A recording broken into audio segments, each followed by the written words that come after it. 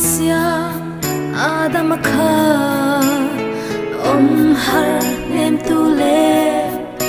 athin lai de lim tu ta kum thang run lum pui le de thai ta shin na ru atang siam e fi tu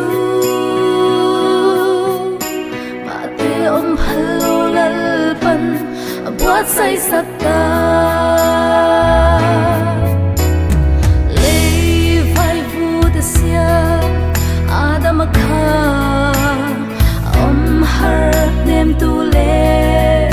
athin lai de lim tu ta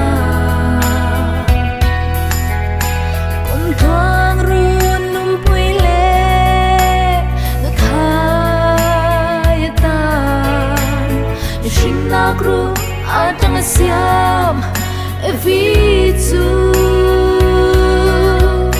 ma te om phalo lal pan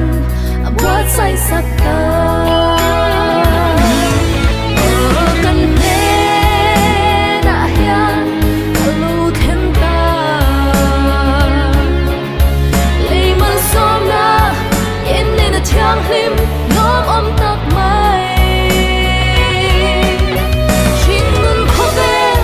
String mir kan lo yan ven ai an ngày sang le an ngày huk ni ro pui in nei mi tu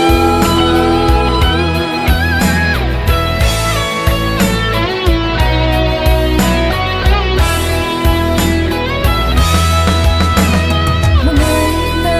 dik tak chuan de thei le ho sa ram dang mi nam dang mi khiar ngai lo ram shang le nam shang in dai dan na tu Calvary cross a khan chia in